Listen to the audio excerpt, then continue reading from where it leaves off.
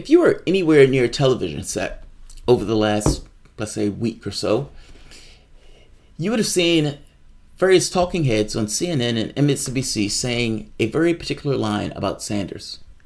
He sounds like Trump. Why are they saying that? Why are they saying that the sandal-clad Bernie Sanders that is trying to increase taxes on the top 1%, that is trying to ensure that people get health care, education, how are they saying that that guy is exactly like the same guy that was trying to not do those things, that was trying to take away health care, that cares nothing about dealing with any notion of anything dealing with education?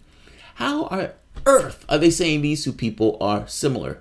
They're saying that because Bernie Sanders had the temerity to criticize the coverage that he's been receiving from mainstream media outlets. The problem that they're having here is that they somewhat discredit themselves further. If I give a piece of advice, which they're not going to listen to, but what I'm saying here is absolutely right. When you said there were weapons of mass destruction in Iraq, you got it wrong. Your job is to get it right. You outright discredit yourself. You didn't inquire whether that goofball was right or not. You went along with it. When you try to say that Donald Trump was working with the Russians, that Vladimir Putin was putting things into his head and sitting them out for the American population, not to mention do one story after the next, after the next, after the next, many of which were wrong. You discredit yourself. And I hate to tell you, but once again, making the comparison that Bernie Sanders is akin to Trump just because he's calling out the coverage that he's getting on media, correctly calling out the coverage that he gets on media, further discredits you. The issue is not the criticism of the media. The issue is that you discredit yourself with these type of comments. Not to mention, he's right. And I can give you copious amounts of the Washington Post seething with hatred, seething with animosity for Sanders.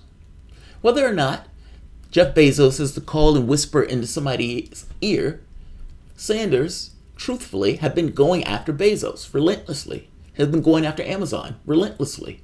Jeff Bezos owns the Washington Post. Now, is it possible that the people in the Washington Post may have this notion of who's in charge, ergo their behavior somehow functions in a particular way?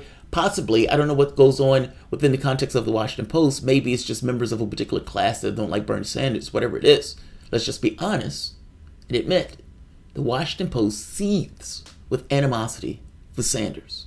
Sanders calling it out is doing God's work because he is absolutely right in calling it out. It's not the goofball stuff that Trump says. He is substantive in his criticisms of these media outlets. And I'm going to show you copious amounts. Welcome to the Soapbox.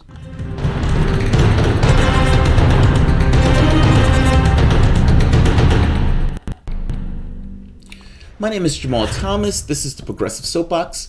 Guys, if you dig this content and you find yourself coming back to this channel often, please like this video, share this video, and subscribe. Also, if you really dig it, please consider supporting this content through PayPal, Patreon, or for that matter, if you're feeling it in the moment, Super Chat.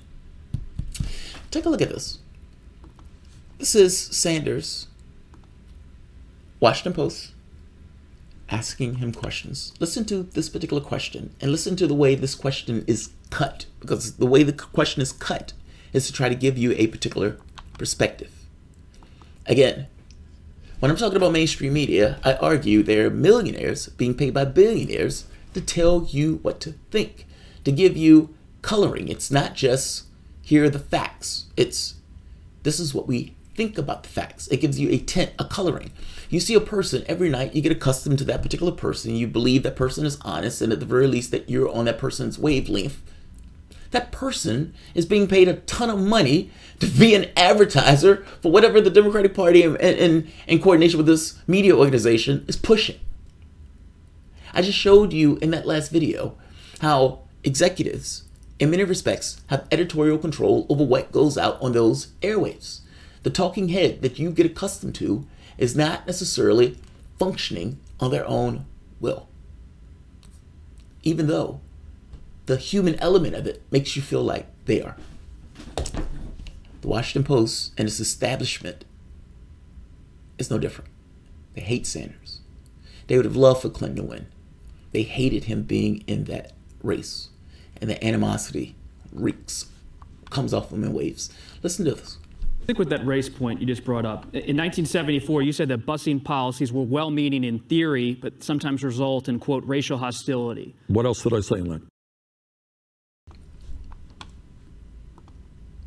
You said that busing policies were well-meaning. He cut the question right there. The question, the policies are well-meaning, etc.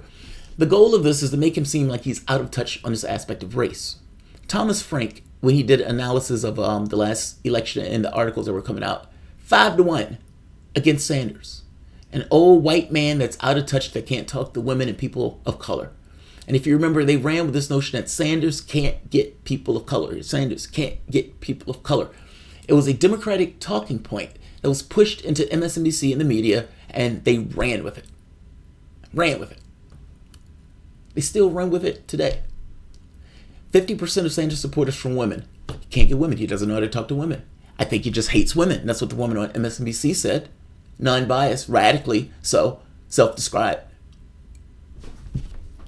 Let me start it again. I just listen to the question. The question is about busing. He's trying to make it look as if Sanders is out of touch on his notion of race, and he's going back to busing policies. Point you just brought up. In 1974, you said that busing policies were well-meaning in theory, but sometimes result in, quote, racial hostility. What else did I say in that? Tell me. No, you got it there. Read it. Read the whole quote. I don't have the whole quote. So wait, you don't have the whole quote? You just cut the quote off? Like you cut the quote? How do you just cut off the quote? And Sanders, knowing the quote, says, what's the quote? What's the rest? What's the rest? What's the rest? Listen to the rest. The whole quote is, the federal government doesn't give a shit about African Americans. Oh, that is true. That's why I didn't include it. All right. Okay. What do you mean you didn't include that? So wait, you saw the rest of that and you still cut it and then read it out that way as if he was out of touch on issues of race? And then you tell him, well, that's why I didn't. That's why I cut that part. That's why I cut that part. That doesn't look good, sir. That doesn't look good. That doesn't look good. I want to go into issues of bias from the standpoint of the Washington Post. So there's an awesome article that came out that painstakingly goes through one instance of bias after the next of the Washington Post. And it is lengthy and laborious, to say the least. But I want to go through some of these because some of these are just uber flagrant. Here's some of the headlines in 2020. Bernie Sanders has a low ceiling, but others have room to grow. Okay, fair enough. Bernie Sanders is FDR's unimaginative echo. Sanders likely can't turn it around, but Biden can. Here's how. Yes, I want to pay off my student loans. Yes, I want to pay off my student loans. Essentially, this person, I want to pay off my $50,000 student loan that my society is going to benefit from magnificently, and acting as if I'm the only person that's going to benefit from that. Bernie Sanders has emerged as the Donald Trump of the left. These are headlines from Washington Post. Is Bernie Sanders serious? Is Bernie Sanders serious? The threat of Bernie Sanders. Dear Bernie Sanders, welcome to the 1%. These are headlines. These are headlines. Here's more. And this is what I'm looking for. For Bernie Sanders, 2016 gets in the way of 2020. Revolution stalled. Bernie Sanders struggles against a double bind. Are Democrats going to let Bernie Sanders get away with this? There's more. I'm not even going to read all of them, but there's more. And here, look at the stories that these guys were running. On July 1st, Washington Post journalist Glenn Klessler fact-checked Bernie Sanders when he said 3 families in the United States control more wealth than the bottom 50%. He claimed the comparison, quote-unquote, was, quote-unquote, not especially meaningful because many of those people were too poor to have any wealth, which prompted one Deadspin writer to label Kessler an appalling ass brain. Think about what he's saying. Bernie Sanders says 3 people has more wealth than 50% of the population. He facts-checked Sanders. And what most likely he would probably put something at the top saying, yeah, this is not true. Most people would just read that part. And then when you read into it, he says, Sanders shouldn't include many of these people because they have no wealth. And so we're going to ding them for it. Think about what he's saying. It's ludicrous. If they have no wealth, that's exactly his point. The Washington Post editorial board published a column at the end of June that misconstrued Sanders' quote plan for student loan debt forgiveness as a bailout for rich kids. I remember that one. Again, nonsense. It was the Washington Post that exaggerated a non-scandal in June by reporting a disagreement among unionized staff with Sanders' campaign, even though the campaign management were bargaining in good faith with the staff. Again, that was another non-story that the Washington Post boosted. Sanders is the only campaign with a union. That wasn't the thing that they were interested in. That union was bargaining with the campaign for better wages. Exactly what was supposed to happen, because that's what a union does. Washington Post reports it as if it's some kind of big scandal that a union is behaving like a union, missing the fact that the big story here is he has a union, but that's not as sexy. During a Washington Post event in July, there was and by the way, capitalistic incentive. I hope you see it. The story that they're giving you is not the story that is substantive. It's not broccoli. It's a sugar high. It's scandal. This notion that Bernie Sanders, meaning all of us, have an economic incentive in trying to get people to watch or look at our content.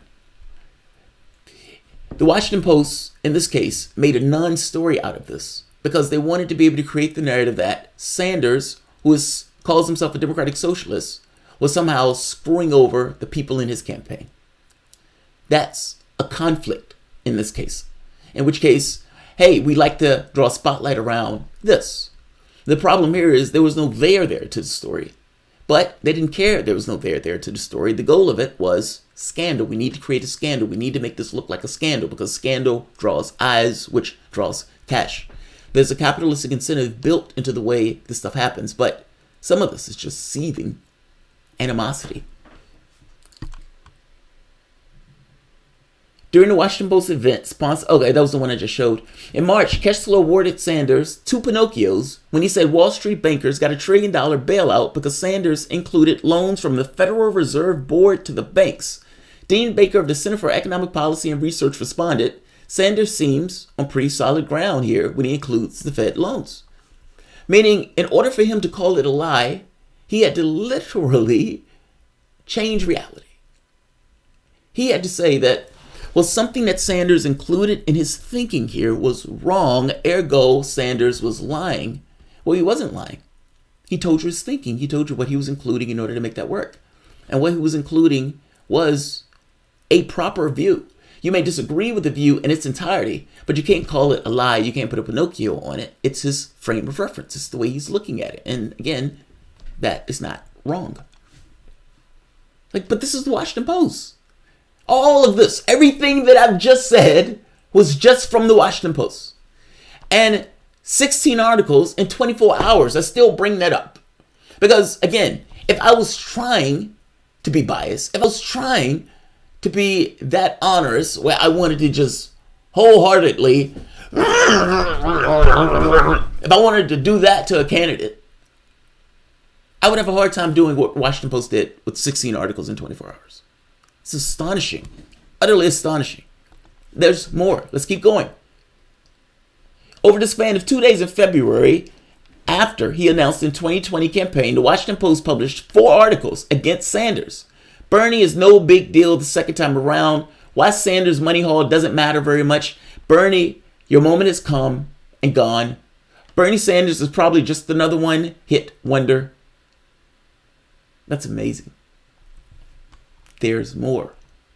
And Bernie Sanders and his political revolution, that is frank, infamously, from 10:20 p.m. on March 6th to around 4 p.m. on March 7th, the Washington Post published a total of 16 negative stories in roughly 16 hours. Adam Johnson brought attention to this achievement in an article from Fair. I'm sorry, I got it wrong. It was more onerous. It was more onerous than what I even thought it was. Why am I doing this? Why am I laboring on this? Why am I going through these things in such painstaking, painful detail about just flagrant hatred, animosity from the Washington Post? Because Sanders is getting criticized for complaining about his coverage. And he's been pointing to Washington Post, making the point that Jeff Bezos has, what, 100 and something billion dollars. Amazon is one of the most dominant companies in this country, making billions of dollars and paid zero taxes. And Sanders browbeating him to increase wages to $15 an hour. There is a clear animosity between the two. I don't think it's an unfair question to ask whether that animosity somehow translates into the reporters in the Post. Again, not necessarily because anybody has to tell them what to say. It's not that. At least not in an overt sense. I mean, again, I showed you what took place in the newsroom at MSNBC. Do I believe that it's dramatically different there? No, I don't. But I suspect this is more of an issue of class. This establishment, that this guy is not even considered a Democrat. And this guy had the temerity to run against Hillary Clinton. And this guy was in part responsible for Clinton losing to Trump. I don't know where the animosity comes from, but it's there. And criticizing the Washington Post when the Washington Post is writing story after story after story attacking you is not wrong in the least. It is doing God's work. It is what people donate to him for when they want him to take office. Due diligence is him doing exactly what he is doing right now, criticizing the people that are not giving him a fair shake. I'll end this here. I just wanted to point out instances where the Washington Post was being horrendous in their coverage. Like and share.